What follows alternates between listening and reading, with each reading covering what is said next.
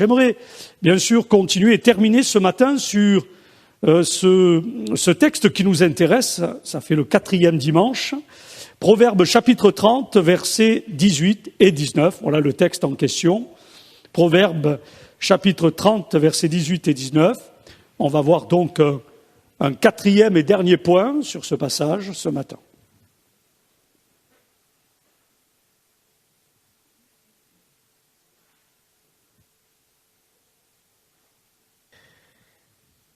Voilà ce que dit Agur. Il y a 3 choses qui sont trop merveilleuses pour moi, et même 4 que je ne comprends pas. La première, c'est le chemin que suit l'aigle dans le ciel. La deuxième, celui du serpent sur le rocher.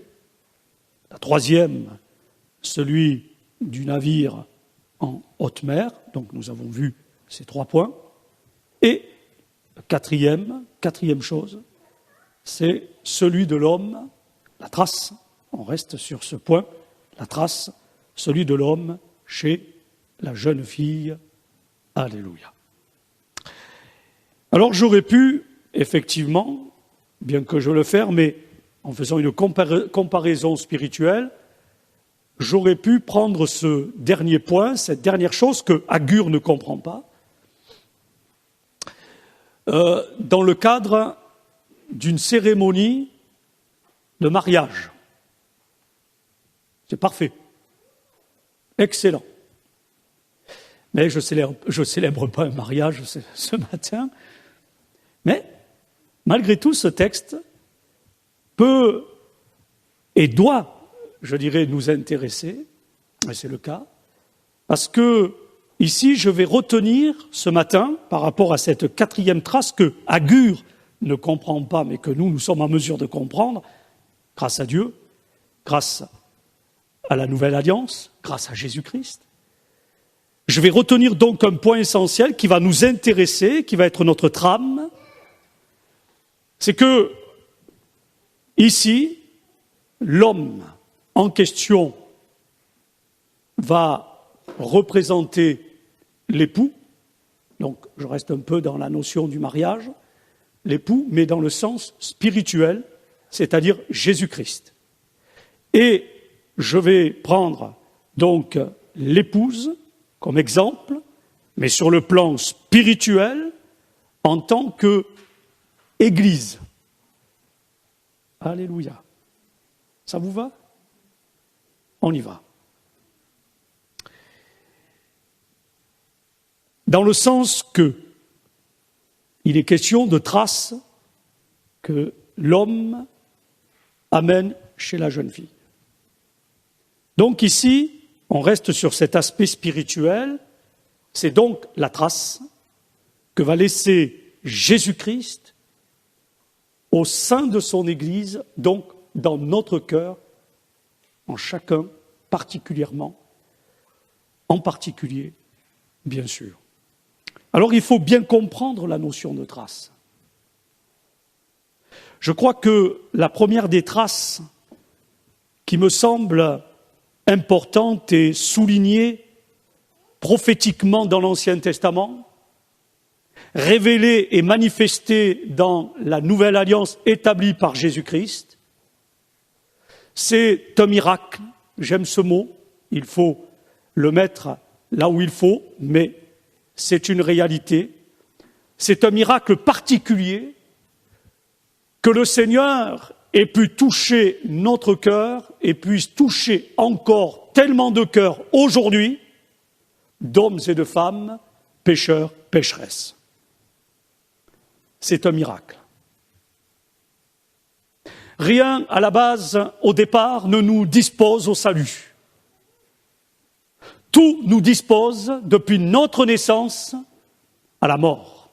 Je ne parle pas physique, ça oui, tous les hommes. Je parle spirituel. Séparé de Dieu.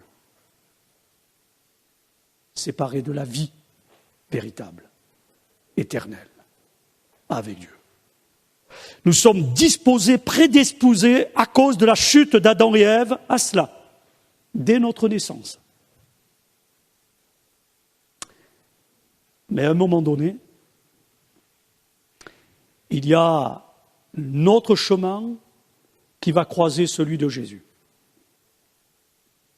Ça peut être très tôt ou ça peut être très tard.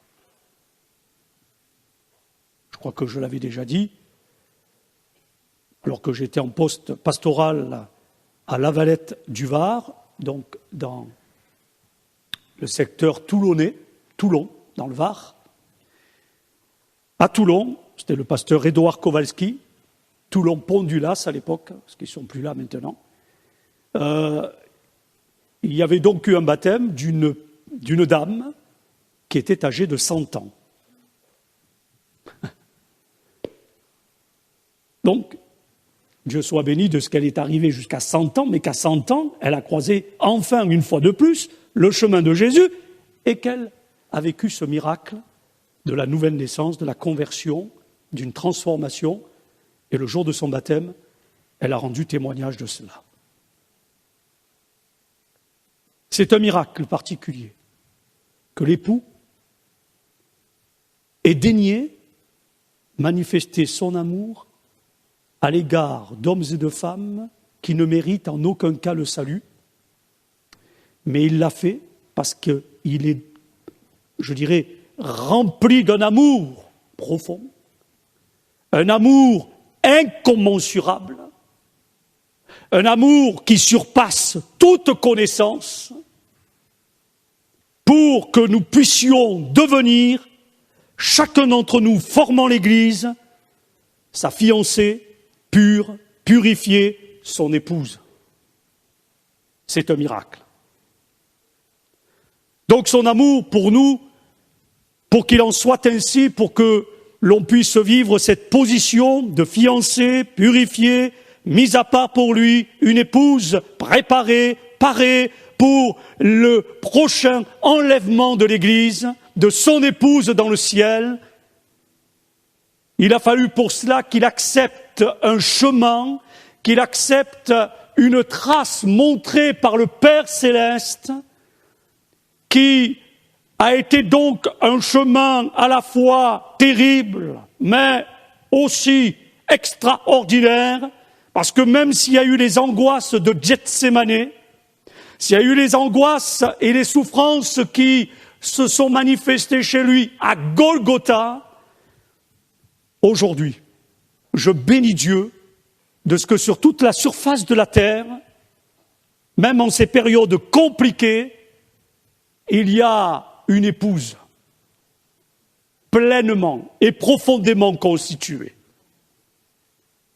qui répond à ses affections, qui répond à ses appels, qui répond à ses attentes, celle de voir un peuple, une fiancée, une épouse qui adore, qui loue, qui bénit, qui célèbre, qui prie en élevant des mains pures devant lui par l'action du Saint-Esprit et de la parole, pour que l'époux puisse encore et un peu plus marquer son épouse d'une trace de bénédiction qui enrichit et qui n'est suivie d'aucun chagrin. L'Église, cette épouse, c'est quelque chose qui nous dépasse.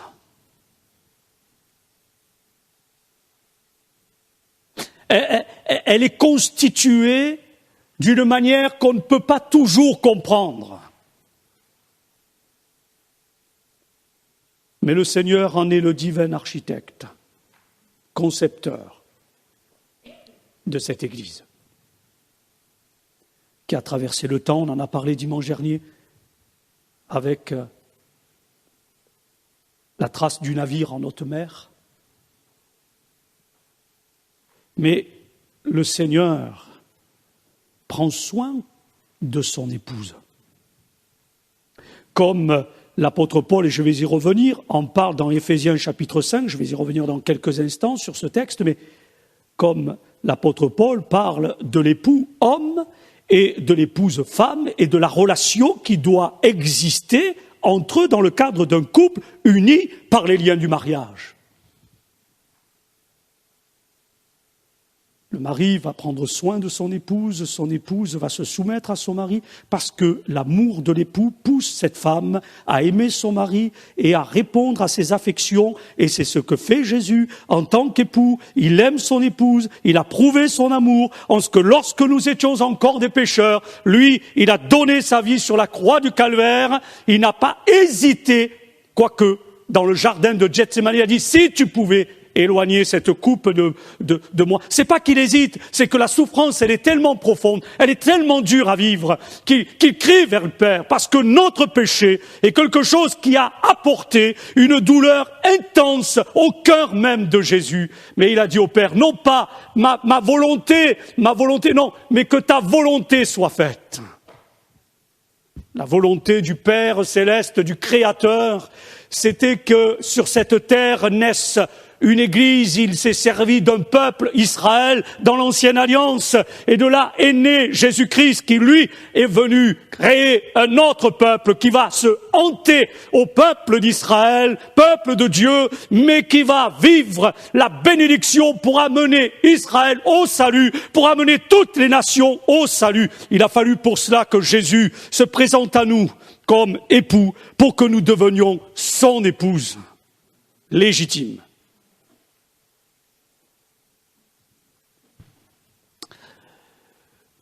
On est dans une société extrêmement bizarre. Je vous apprends rien, et ce n'est pas d'aujourd'hui. Il y a diversité de dieux, diversité d'églises, diversité de religions. D'ailleurs, on ne sait plus où donner de la tête. Et je dis souvent aux gens, moi, je ne vous parle pas d'un Dieu parmi d'autres dieux. Je vous parle d'un sauveur. Alors, il est Dieu. C'est Jésus-Christ. Il y a tellement de diversité de religions. Mais dans ces religions, y a-t-il vraiment une espérance? Diversité de théologie, de doctrine, y a-t-il la réalité d'une trace d'espérance? Par contre, quand j'écoute Jésus, le Fils de Dieu, Emmanuel, Dieu avec nous, je vois une trace d'un véritable salut, d'une véritable délivrance, d'un véritable secours qui ne manque jamais dans les temps de la détresse, d'une véritable protection, Dieu qui nous entoure par derrière et par devant. Nous sommes à l'ombre d'El Shaddai, du Dieu Tout-Puissant. L'ange de l'Éternel campe autour de ceux qui le craignent et les arrache au danger. Je me rends compte qu'il y a une trace, visible, d'un amour profond qui n'a pas changé. Je me rends compte que l'amour des hommes change, mais pas celui de Dieu. Alors il y a une autre image significative par rapport à ce point, avant d'arriver à Éphésiens 5, c'est dans Jean chapitre 15. Et cette image de Jean chapitre 15, elle est intéressante puisqu'elle nous parle de quelque chose que nous connaissons dans le Tarn également, c'est tout ce qui constitue une vigne.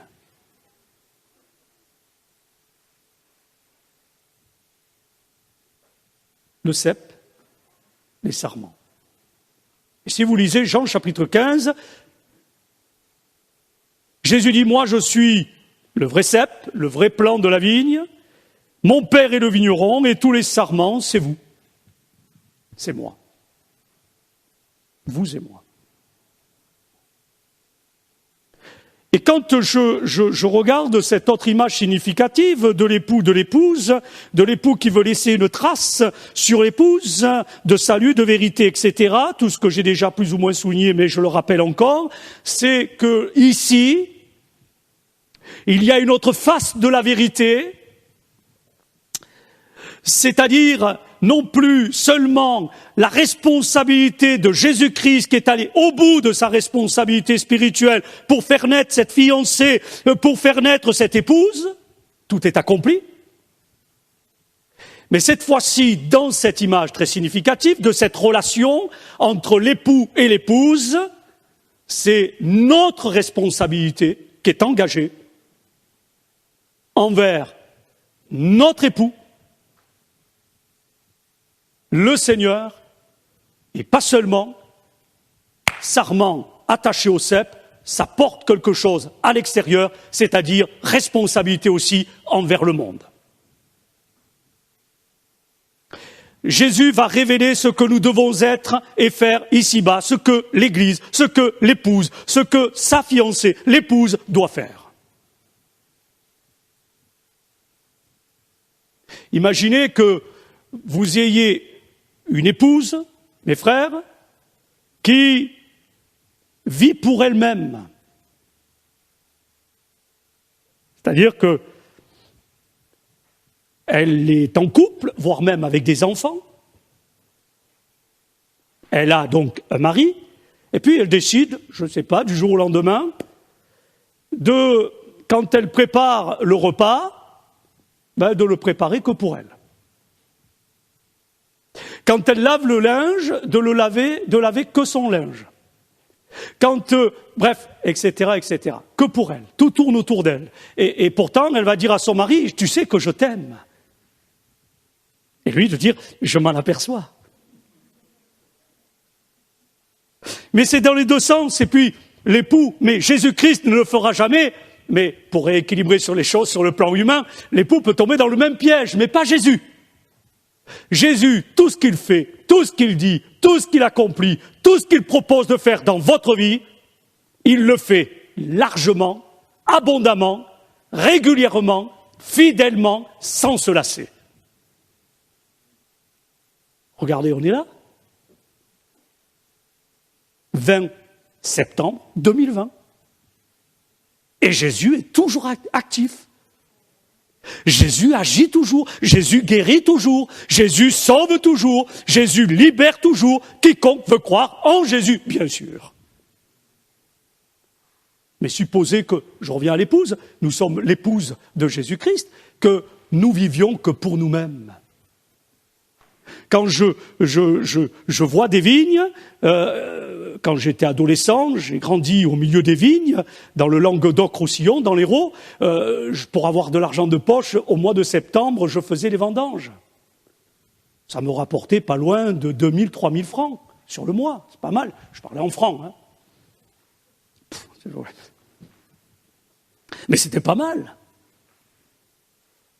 Et je me rappelle que tous les ceps étaient et ça n'a pas changé, les uns à côté des autres, chargés de raisins. Et puis je coupais et ça se remplissait, mon pot était rempli, alléluia.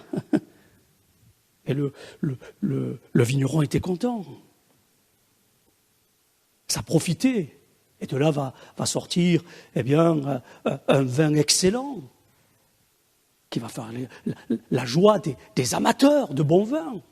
Avec modération, disons-le.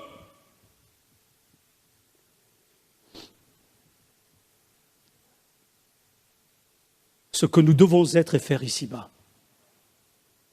Je dirais cela de cette manière-là, si vous me le permettez. Je crois que c'est à la fois bien dit et joliment dit. C'est, et avec vérité, la vie en Christ, c'est le salut. La vie avec Christ, c'est la communion. Mais la vie pour Christ, si vous voyez bien les nuances, la vie pour Christ, c'est porter du fruit. Ça veut dire que la trace qu'il a mise dans notre vie par le miracle de la nouvelle naissance va produire une autre trace qui est donc produite par l'Église, l'épouse, c'est-à-dire porter du fruit pour ceux qui m'entourent, afin qu'ils connaissent à leur tour la grâce de Dieu. Pour porter du fruit, nous dit Jean 15, verset 4, qu'est-ce qu'il faut faire? Excusez-moi. Il faut demeurer en Jésus. Pour porter du fruit, Jésus, demeurez en moi, et moi je demeurerai en vous, et un sarment ne saurait porter du fruit tout seul, sans demeurer attaché au cep. Donc c'est clair. Ça, c'est le côté positif. Jésus montre maintenant l'autre aspect de notre responsabilité, c'est-à-dire, il le dit un peu plus loin, maintenant si quelqu'un ne demeure pas en moi, il devient un sarment stérile. Et qu'est-ce qui se passe? Ce sarment est coupé, il est jeté au feu, et on n'en parle plus. La trace que va laisser ce sarment, elle n'existe pas. Seul le sarment qui porte beaucoup de fruits, de plus en plus de fruits, parce qu'il est attaché au cep, laisse une trace. Je vous l'ai dit tout à l'heure, l'image du vin et de bien d'autres choses. L'avertissement me semble sérieux. Pourquoi je dis ça? Parce que si nous accomplissons que des œuvres mortes, c'est-à-dire charnelles, c'est-à-dire celles qui n'ont aucune valeur aux yeux de Dieu, peut-être aux yeux du monde, charnelles, aux yeux du monde, alors nous sommes des sarments improductifs. J'ai dit, ils sont coupés, ils sont brûlés, mais celui qui produit quelque chose. Il y a un texte qui suit, qui m'intéresse, Jean 16, verset 33, juste après, chapitre 16, même évangile, verset 33, et il est écrit, Jésus dit, « Il fallait que je vous dise aussi cela pour que vous trouviez la paix en moi, dit Jésus. Dans le monde, vous aurez à souffrir bien des afflictions, mais courage, moi j'ai vaincu le monde. » C'est rassurant que l'époux parle ainsi à l'épouse, oui ou non? Là aussi, sur le plan humain, imaginez que l'époux, l'homme qui doit rassurer quand même le foyer, qui doit rassurer son épouse, et qui lui dise, écoute chérie, passe devant, on ne sait jamais. Au cas où il y aurait une mine, mais ça vous fait sourire, mais vous savez que dans certains pays où il y a je dirais, un despotisme religieux, bref, sans entrer dans les détails, point de suspension, dans certains pays, l'homme marche derrière la femme. Non pas que la femme a pris le dessus sur l'homme, parce que selon la religion en question, c'est plutôt l'homme qui a le dessus sur la femme. Mais là, dans ces pays-là, il y a tellement de dangers que c'est la femme qui passe devant. Vous imaginez un petit peu la mentalité ? La femme est considérée comme rien, quoi. Et ça, c'est pas normal. Quand Jésus nous regarde, il ne dit pas « passe devant ». D'ailleurs, il se présente comme le bon berger. Il ne passe pas derrière le berger, il passe toujours devant. Et quand bien même il est derrière, c'est une brebis qui va, hop, on va la rattraper. Jésus prend soin de son épouse, il la rassure tout au long de l'évangile, tout au long de l'écriture. Mes bien-aimés, mes frères et sœurs, on est rassurés. Prenez courage, j'ai vaincu le monde, je suis avec vous tous les jours, jusqu'à la fin de ce monde.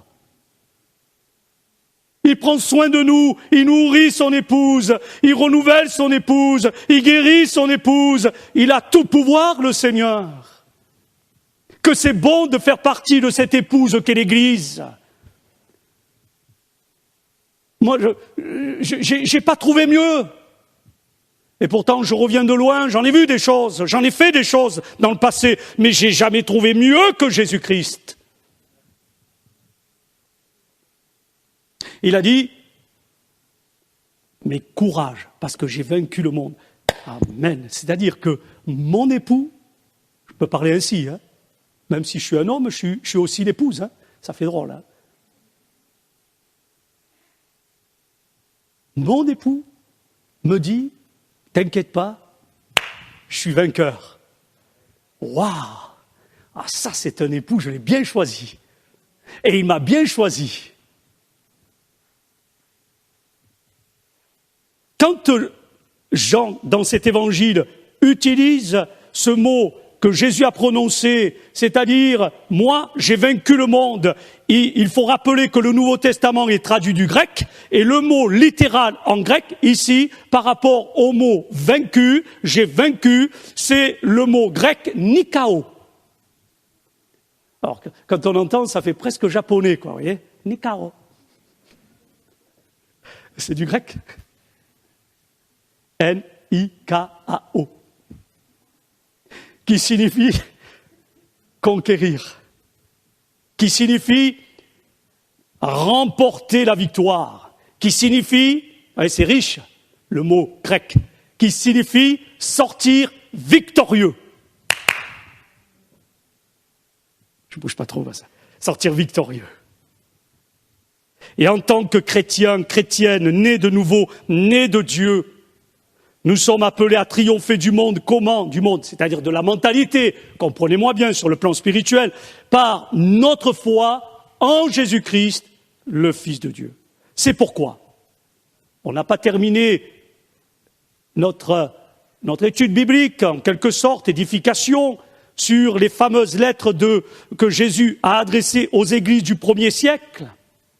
Apocalypse 2, Apocalypse 3. Mais je retiens ici par rapport à notre sujet de ce matin ceci, c'est qu'à la fin de chacune de ces lettres, il dit à son épouse certaines choses. Et que dit-il? Je cite très rapidement, vous retrouvez ça dans Apocalypse 2, Apocalypse 3, il dit « Ô vainqueur », puisqu'il dit « J'ai vaincu ». Donc si lui a vaincu, l'épouse a vaincu.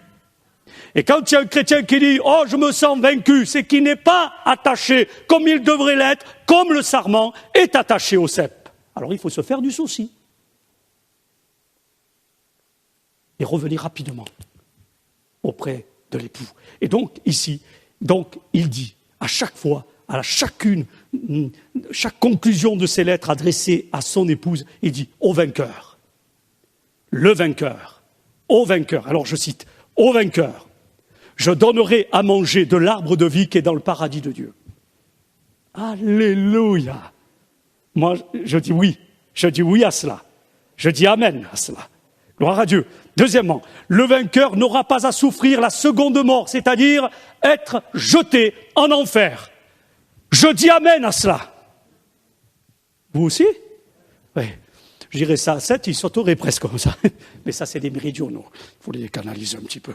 Donc, troisièmement, au vainqueur, je donnerai la manne cachée et un caillou blanc sur lequel est écrit un nom nouveau que personne connaît, si ce n'est celui qui le reçoit. Moi, je suis preneur, hein. Continue. Quatrièmement, au vainqueur qui gardera jusqu'à la fin mes œuvres, je donnerai autorité sur les nations. Amen. Cinquièmement, il dit, le vainqueur sera ainsi revêtu de vêtements blancs et je n'effacerai pas son nom du livre de vie et je confesserai, dit Jésus, dit l'époux, son nom devant mon Père et devant ses anges. Et moi, je dis encore amen. Je suis preneur. Ensuite, le vainqueur sera également une colonne dans le temple de mon Dieu. Amen. Il n'en sortira plus. J'écrirai sur lui le nom de mon Dieu, le nom de la ville de mon Dieu, de la nouvelle Jérusalem qui descend du ciel, d'auprès de mon Dieu et mon nom nouveau. Je suis preneur aussi, Seigneur. Et puis également, il dit, le vainqueur, je le ferai asseoir avec moi sur mon trône. Alors là, quand j'ai lu ça, je dis Seigneur, je te prends au mot, hein. Je le ferai asseoir sur mon trône, comme moi j'ai vaincu. Voyons, on retrouve le mot Nikao. Comme moi j'ai vaincu et me suis assis avec mon Père sur son trône. Waouh! Vous avez cet objectif? C'est pourquoi Jésus dit aussi, en Apocalypse chapitre 21, verset 7, « Tel sera l'héritage du vainqueur, je serai son Dieu, et il sera mon fils. » Les promesses faites au vainqueur, puisqu'il a vaincu Nikao, concernent la vie future de son épouse, c'est-à-dire de vous et moi qui constituons l'Église, en tant qu'hommes et femmes nés de Dieu, nés de nouveau, passés de la mort à la vie, des ténèbres à son admirable lumière. On était pécheurs, on est sauvés du péché parce qu'on a accepté Jésus comme sauveur et Seigneur personnel. Donc, ça concerne notre vie future, non pas sur la terre, hein. La terre, elle passera, et tous les cieux et tout ça. Il y aura une nouvelle Jérusalem, une nouvelle terre. Dieu en est le concepteur, il en est également le constructeur. Il a tout mis en place déjà, hein. Il n'est pas dépassé, notre Dieu. Ça concerne la vie future de l'épouse avec Jésus-Christ. Et d'ailleurs, Paul dira, nous sommes plus que vainqueurs par celui qui nous a aimés. Éphésiens 5, très rapidement, verset 25. On peut lire ce verset, il va s'afficher. Éphésiens 5, verset 25. Je reviens sur ce que je disais un petit peu tout à l'heure. Pardonnez.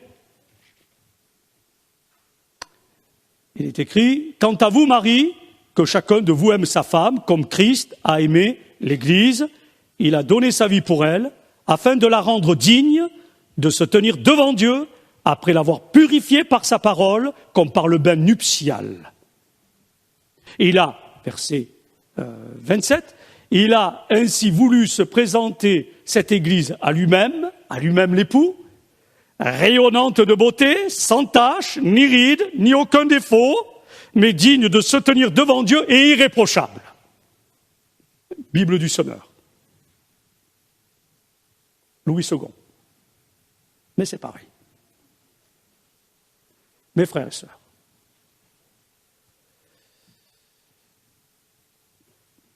quand je célèbre un mariage, je suis toujours émerveillé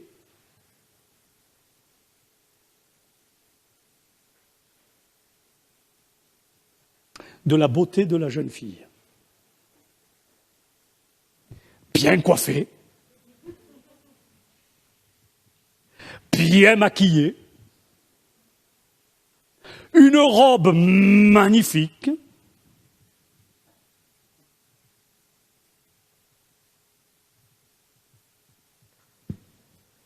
et là où je me pose une petite question, pardonnez-moi, c'est que quand s'écoule un petit peu de temps après le mariage, normalement, que ce soit le monsieur ou la dame, devrait quand même s'entretenir. Mais il arrive parfois qu'il y a comme un laisser-aller. Les cheveux qui partent dans tous les sens. Bon, pour les messieurs, ce n'est pas un problème, ça peut s'arranger avec le temps. Si vous voyez ce que je veux dire. Oh, je voudrais blesser personne, mais vous comprenez, j'avais beaucoup d'humour, mais c'est malheureusement vrai parfois, pas toujours, heureusement, hein, il y aurait du souci à se faire. Et moi je vois des garçons, je les ai vus se marier, bien sûr, j'ai assisté à leur mariage, j'ai célébré leur mariage, ils étaient magnifiques, oh là là là là. Et la première des choses que je leur dis, je te félicite pourvu que ça dure.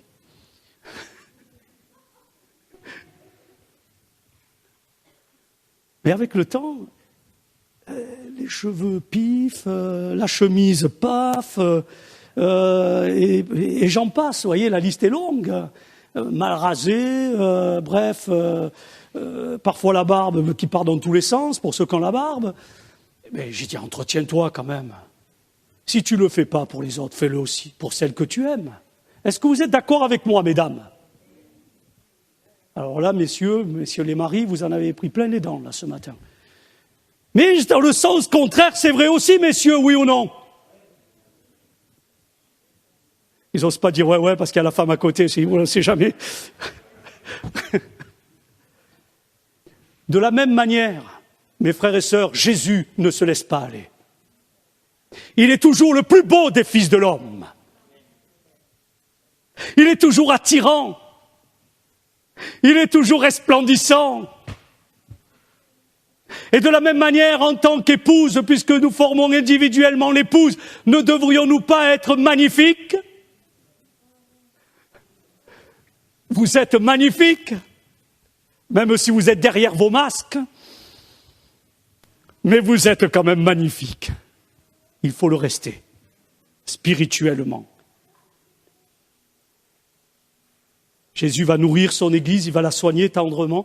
Je voudrais prendre le mot littéral très rapidement. Il va la réchauffer.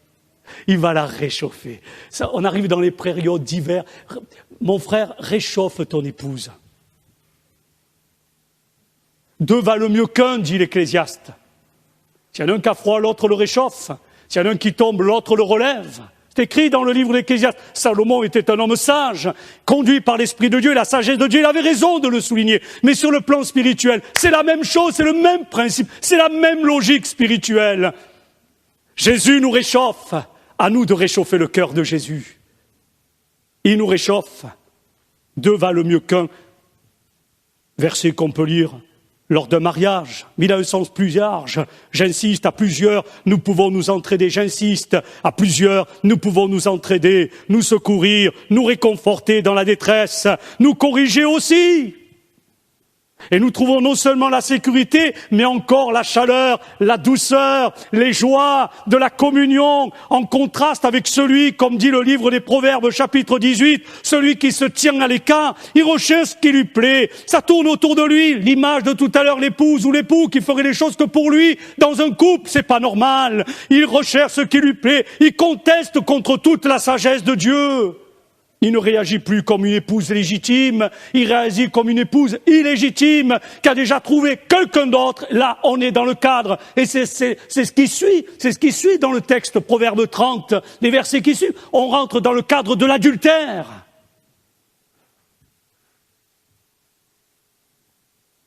Mes frères et sœurs, pour se réchauffer, nous avons besoin d'un bon feu.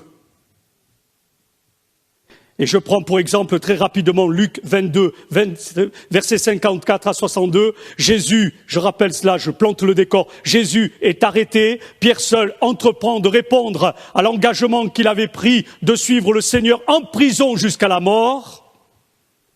Mais déjà, il commençait à le suivre de loin. Et quand on suit l'époux de loin, on finit par se refroidir. On ne lâche pas l'époux.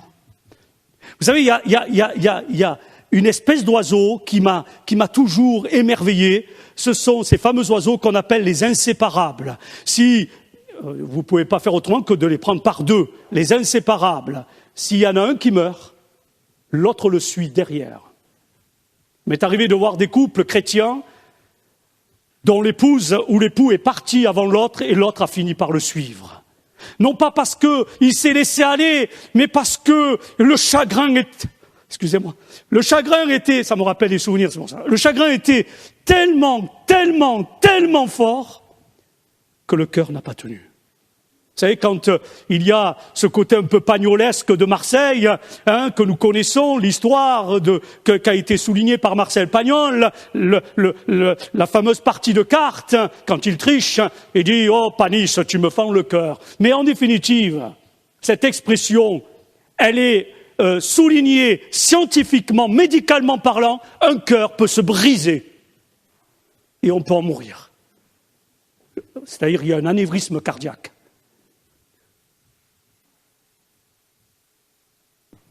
Suivre Jésus de loin, c'est impossible. Je voudrais dire que celui qui est né de Dieu, né de nouveau, il devient inséparable. Je ne sais pas comment vous aimez Jésus, on en parlera dimanche prochain pendant la mission, où je parlerai d'un thème priorité absolue. Je vous invite à être là. Mais franchement, il est impossible de suivre Jésus de loin. Pierre va s'asseoir donc au milieu des ennemis du Seigneur auprès du feu allumé, parce qu'il faisait froid cette nuit-là. Les serviteurs et les gardes, nous dit l'Écriture, Jean 18, avaient allumé un feu de braise, car il faisait froid, ils se tenaient tout autour pour se réchauffer. Pierre se joignit à eux et se réchauffa également. Mais il s'est tenu à ce moment-là, comme dit le psaume 1er, verset 1er, dans le chemin des pécheurs, il s'est assis au siège des moqueurs. Il n'est plus sur le chemin de la bénédiction et abandonne sa place de témoin, d'épouse à l'égard de l'époux. Il renie l'époux, lui épouse. Matthieu et Marc ajoutent dans leur évangile que le disciple scelle son triple reniement par des imprécations et des serments. Mais le Seigneur va passer. Et il va se tourner. Il va regarder Pierre, il va regarder son épouse avec tout l'amour qu'est le sien qui se dégage de son regard. Et ça veut dire, Pierre, en tant qu'épouse, je t'aime, mais pourquoi tu m'as ainsi rejeté, mais je t'aime encore? Il est pleinement conscient de tout ce qu'il attendait. Le Seigneur s'occupe quand même de son disciple. Quel amour! Ce seul regard de lumière et d'amour vers Pierre commence le travail de relèvement du disciple tombé. Regardez Jésus, croisez son regard, ayez le courage de le faire. Après tout, faut-il du courage pour croiser le regard de Jésus? Quelque part, oui, mais faites-le.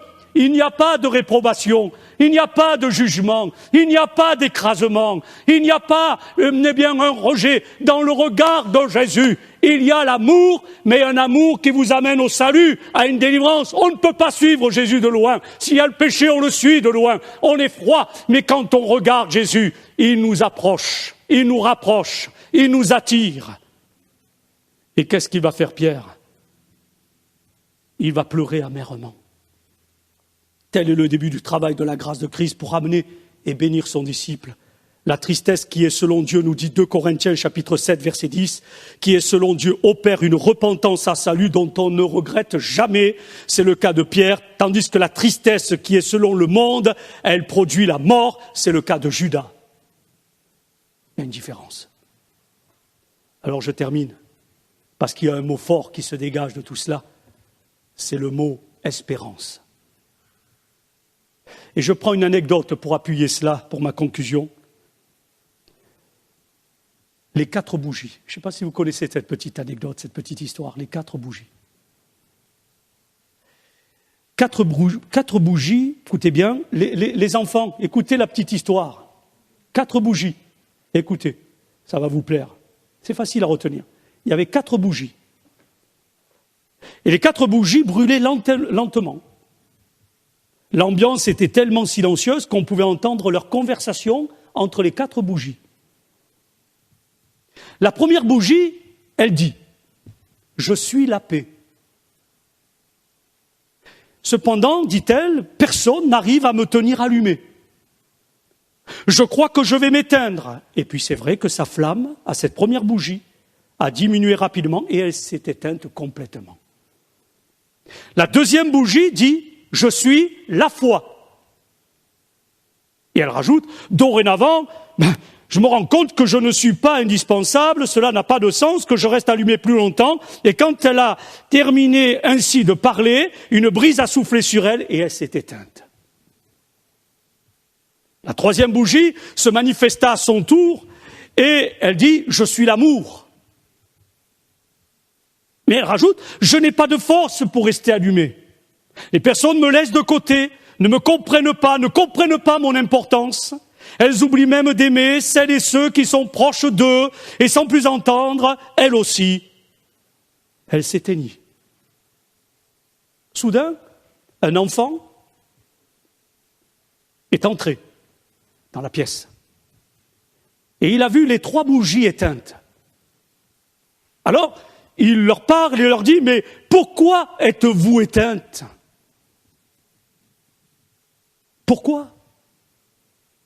Toi qui es amour, toi qui es foi, toi qui es paix, vous devriez être allumés jusqu'à la fin. » Et en disant cela, l'enfant se met à pleurer. Mais il y avait la 4e bougie qui, elle, était encore allumée. Et qui dit à l'enfant « N'aie pas peur, car tant que j'ai ma flamme, nous pourrons allumer les autres bougies. » Et de lui dire « Je suis, en ce qui me concerne, l'espérance. » Alléluia. Et avec des yeux brillants, l'enfant prit la bougie de l'espérance et alluma la bougie de la foi, la bougie de l'amour, la bougie de la paix. Je voudrais tout simplement ce matin vous dire ceci pour terminer. Par rapport à cette trace que laisse Jésus, l'une des traces les plus importantes, certes, c'est le salut par grâce, avec la paix, avec la foi, avec l'amour. Mais la plus grande de ces traces qu'il a laissées sur son épouse, qu'il glisse sur vous et sur moi, c'est l'espérance. Et quand bien même je n'ai plus d'espérance, il y aura toujours à mes côtés une autre bougie, espérance, qui pourra rallumer ma foi rallumer ma vie, me redonner un élan, me redonner du courage. Nous avons besoin, et c'est ça qui fait la force de l'épouse attachée à l'époux, nous avons besoin d'être attachés à lui, donc attachés les uns aux autres. Alléluia. Alléluia. Alléluia. Tout est dit. Que cela puisse vous aider. Amen. Gloire à Dieu. Rendons grâce au Seigneur. Alléluia. Nous te bénissons, Jésus. Nous savons que tu es là. Les circonstances sont compliquées aujourd'hui, mais tu nous l'avais dit. C'est écrit dans ta parole. Mais ce qui nous rassure, c'est que tu es là. Tu es un époux merveilleux. Tu es incomparable. Je n'arrive pas à comprendre, Seigneur, je ne comprendrai jamais comment on peut laisser un tel époux que toi. Comment on ne peut pas se soucier de s'approcher de toi. Tu es tellement bon. Tu es tellement merveilleux. Tu es tellement fidèle. Tu as tellement de compassion et de bonté. Je suis heureux et je suis fier d'être ton épouse et d'être au sein de ton épouse, ton Église. Et je te prie ce matin que tu puisses vraiment permettre que d'autres arrivent dans ces temps difficiles et qu'ils te connaissent, toi, le seul vrai Dieu, et celui que tu as envoyé, Jésus-Christ, pour qu'ils aient la vie éternelle. Bénis ton Église, bénis mes bien-aimés, sans eux, je serais rien, mais je ne suis pas tout seul. Je suis avec eux, ils sont avec moi, et ensemble, on est avec toi. Et si quelqu'un n'était pas avec toi, et qu'il te suive de loin à cause du péché qui domine encore sa vie, qui est un lien dans sa vie, je prie, Père, pour que ce péché soit brisé au nom de Jésus, et qu'il puisse s'attacher à toi, comme le sarment, nous l'avons vu, est attaché au cep, pour porter beaucoup de fruits, et ce pour la gloire du Père, et pour la plus grande joie du Père céleste. Amen. Amen.